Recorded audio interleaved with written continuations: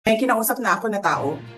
Sinabi ko sa kanya, kapag pinatay ako, patayin mo si BBM, si Lisa Araneta, at si Martin Romales. No joke. No joke. Nagbilin na ako, ma'am. Pag namatay ako, sabi ko, huwag ka tumigil ha, hanggang hindi mo mapatay sila. And then he said yes. Igit-git nyo yung mga tao ko dyan sa envelope na yan. Lisa Marcos, naalala mo? Nagpadala ka sa akin ng video? Sinabihan mo ako saan kukunin ang pera. Pinakita mo ang muka ng tao doon sa video message mo. Hi, Nikki. This is Annette. She's been working with us for the longest time. We trust her. You sent me written instructions about money. Millions a month. Anong nakalagay doon sa envelope? DepEd. Anong ginawa ko? Binigay ko sa DepEd. Utak na mo ka!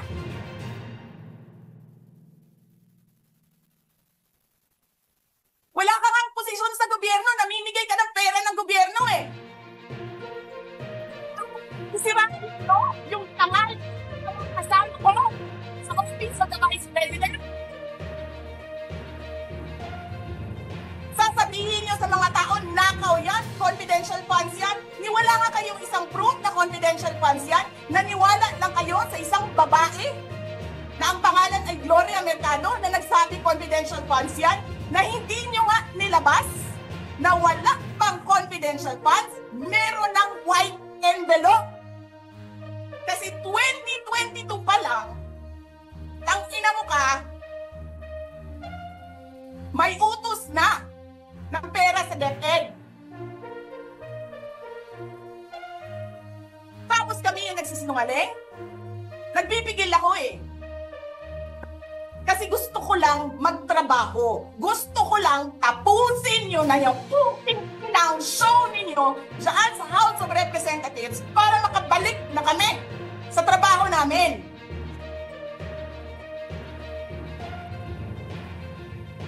Tapos ganyan ang gagawin ninyo sa amin dahil hindi kami sumusunod sa inyo? Dahil ayaw na namin tumulong sa inyo? Ganito gagawin ninyo? Presidente ka, may speaker ka na involved sa bribery ng Supreme Court justices. May video, may kaso, may witnesses. Hindi mo tinanggal yung speaker mo. Pinabayaan mo siya abusuhin ang pera ng bayan. Paikot-ikot sa buong bansa, namimigay ng pera na para bang kanya yung pera.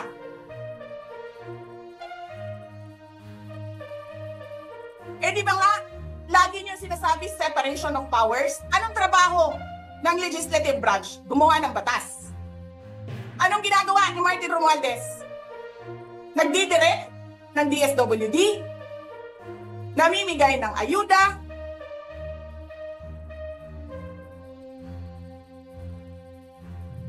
nagsasabi kung anong bibigay, anong ibibigay, anong gagawin, sino ba ang presidente dito?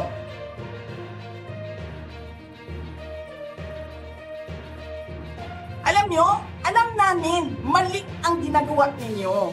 Sinabihan ko lang mga kasama ko sa Office of the Vice President, pasensya na, sumunod na lang tayo para matapos na sila. Tapos ganito ang gagawin ninyo? Alam namin, walang contemptuous doon sa ginawa ni Yusek Lopez. Wala. Lahat ng tanong sinagot niya, pumunta siya, maayos siya kumausap, And then sasabihin ninyo sa amin, bakit kami susulat sa COA? Bakit hindi kami susulat sa COA? Hindi tapos ang appeal namin. Hindi tapos ang audit namin. Tapos, buhag-hag na ninyo tanan ang gisubmit namo sa COA?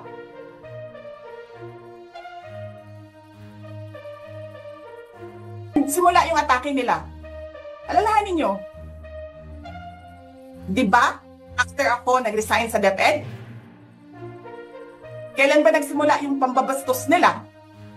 Last year. After that meeting with the Makabayan Black and Martin Romualdez.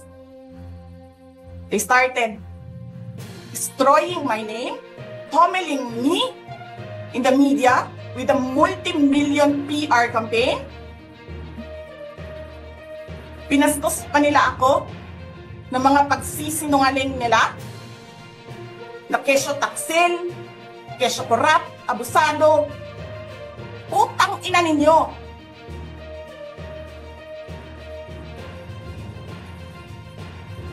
Sino ang korap? Yung mga congressman na yan na nag-hearing, anong sinasabi nila? Pagkatapos, pag na-off na ang mic, pag wala ng media, pasensya na kayo ha. Kailangan kasi namin ng pera. Mag-eleksyon na kasi. Pakisabi kay Sara ha. Hindi ko naman gusto itong ginagawa ko eh. Eh putang ina, hindi mo pala gusto ginagawa mo eh. Bakit mo sinisira pangalan ko? Joel Chua.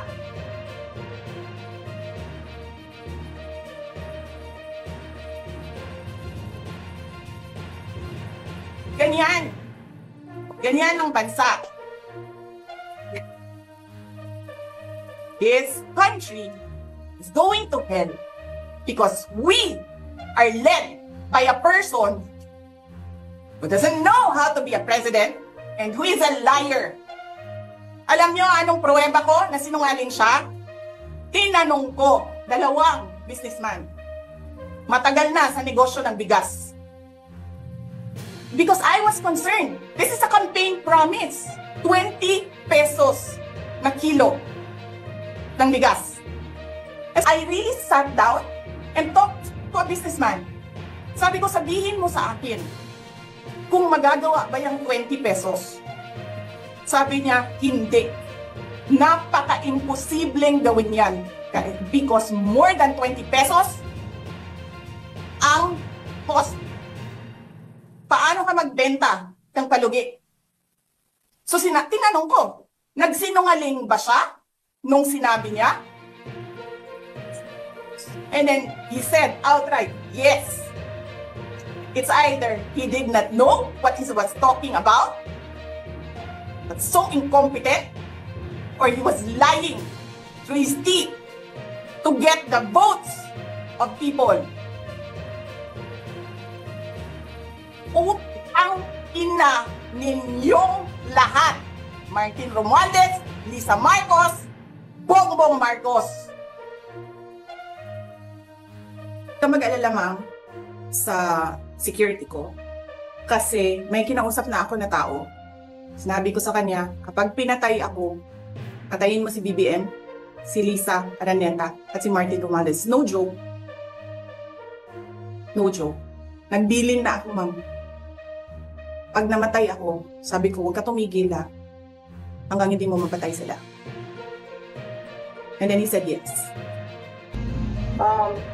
So alam namin na walang trabaho ang House of Representatives pag Friday. And then suddenly, kanina, yun na nga, sinabi niya kung anong nangyari dito na side. Tinawagan niya ako, sabi niya, you need to come because I need a lawyer. So pagdating ko dito, I told them I'm the lawyer. Pumasok ako, and then I read the order.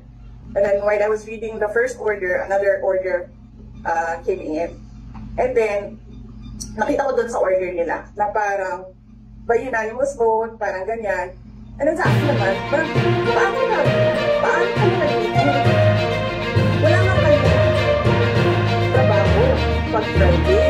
So parang kahayaan ninyo ng mga tao. Dahil lahat, sa Office of the Vice President, Monday to Friday yung mga trabaho namin. Sa ibang opisina, Monday to Friday.